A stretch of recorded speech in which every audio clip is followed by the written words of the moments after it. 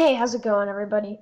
Uh, so I just watched a video, and I really want to make yes, I just watched a video. I really want to make my own video reacting to it, and I'm not usually the type of person who reacts to videos. It's not, it's not usually the type of thing that I do, but this kind of just, it made me a little bit mad. And this is an opinion piece, and the video I watched was an opinion piece, but I'd just like to give my thoughts on it and sort of debate some of the issues. So what I'm talking about here is this video right here, and it's Chris Stuckman's is talking about Rogue One again, which honestly doesn't really make sense to me because he's talked about it like he has quite a few videos. He has a spoiler video that's a review, and um, he has a non-spoiler video that's a review, and he did a review along with the Nostalgia Critic. And every single one, he complained about the things he didn't like. So, I mean, number one, I think this is just kind of, I think this is just kind of, a little bit much. Uh, I think he just keeps, it's just his own opinion. He's kind of trying to push it on other people. Anyway, what he's talking about here is at this very beginning part, he's like showing how right after Phantom Menace, everyone was saying it was like the best Star Wars movie. And then right after Rogue One, people were saying the same thing. So he's just trying to make a parallel. And the video is called Rogue One and Phantom Menacing. Basically, what he said in an earlier episode was Phantom Menacing is like a thing where the first time you see it, you think it's amazing, but then eventually you come to realize that no, it's not that amazing, and you know, uh, you know, it's not as good as you remember it being. But that's kind of a minor point for me. Everyone's got their own opinion. I'll move on to some of the more annoying things to me. Oh, one of the major complaints he had was about, Trent, Emily, and Baze Malbus, who were like two of the best friends in the movie, and they were some of the most interesting characters in the movie. I thought they were pretty good. And he sort of complained about how they seem to have a backstory, but never get to see it, and that's what makes them uninteresting characters, which doesn't really make sense to me, and here's why. In previous videos on his channel, he's talked about how much he likes Chewbacca and Han Solo as characters, and I'm not complaining here. I think they're pretty amazing characters too. But they never really get any backstory either. In the movies, in the original trilogy at least, it's never told how they sort of came to be together. We actually haven't seen that in any of the movies yet. Maybe we'll get some of that in the Han Solo movie. But he complains with Baze Malbus how we have no reason to know why they got together. We're interesting characters, yet he always talks about how much he likes Chewbacca and Han Solo. It's like the same deal. So I don't know what's the difference. But this kind of leads me into my next point, and that is that how he shouldn't have to read a book to understand the movie. And what I kind of meant by that leads me to the next point is maybe you'd have to read a book to understand how they came to be friends, or how they came to know each other and why they have such good chemistry.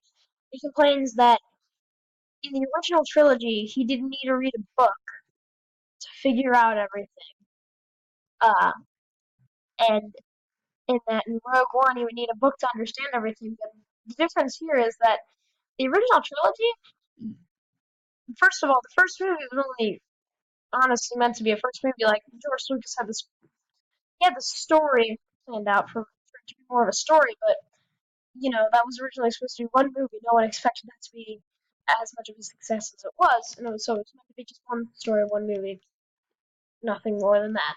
And then when they transformed it into three movies, they had a lot longer.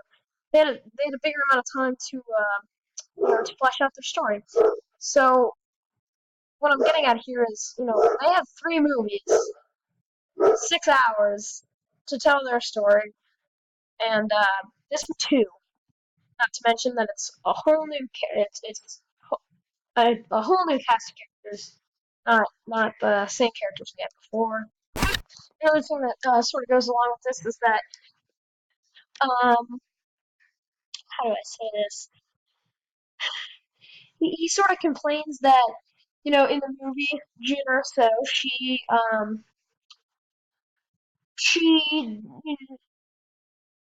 we skip from her being a little child to being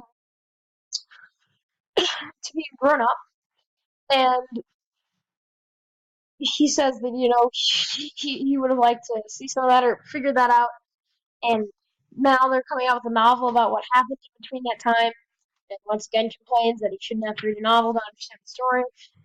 But this is a 2-hour movie, and there's not going to be sequels. Okay, this is an anthology film, and the word anthology just means stories that you know in a series. Okay, how do I say this? Well, it's that not all the stories are necessarily connected, and so that's an important distinction to make here. Is that you're not going to have multiple films to explain all this. Each film's going to be different, as far as we know right now. And the next film's going to be Han Solo, and Han Solo was nowhere to be found in this movie, and he wouldn't even have anything to do with the story, so expecting not to see anything like that in the next film. But it's I don't know, that's just something that really annoyed me is how he expects to have you know six, 3 movies, four movies if you include the Force Awakens. 4 movies worth of story to fit into 2 hours, so they can figure out these characters. And so, novels may be the best way to do that. I think even without the novels, in my opinion, without the novels, I think the story fits together pretty well. Uh, I gotta admit, this is probably my favorite movie of all time now. Star Wars. And the one last thing I want to complain about is he says that they spend more time, kind of with the action, with the action scenes and developing the characters. And um, what I'm trying to get across here is that yes, Star Wars movies do have some deep and amazing characters, and they absolutely need to be there to have a good experience. That's why something like Episode One failed in that regard. Um, that the movie is called Star Wars, so people. The whole point is people are going there for the spectacle. Okay, so like the starfighters, the TIE fighters and the X-wings going at it. That's what the majority of people are there to see. Yes, they're there to see the lightsaber fights. They're there to see Darth Vader go up against Luke Skywalker. That's all very emotional. But you know, that's that's the thing we need to figure out here is that I, in in my opinion, I think it's. I don't want to say it's.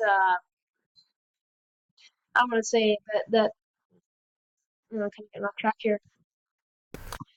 Yes, yes, that you absolutely 100% need to have both. I think the most important point here is that you need to have those action sequences. They absolutely need to be there. Or else no one's going to come see the movie. So, I just kind of want to get that off my chest. Um, if you disagree with me, go ahead and say it in the comments below in a nice way. Just, we want to get our point. We want to get our point across peacefully. Anyway, so give me a like if you like this video, because I want to know if you guys want to see some more of this stuff. If you didn't like it, uh, you can just tell me what you didn't like about it. Tell me some of the stuff you would like to see me do. If you agree with me, you can tell me that too. Um, I don't really care. It's comments. You can tell me whatever the heck you want. Anyway, I hope you enjoyed this video, and see you later.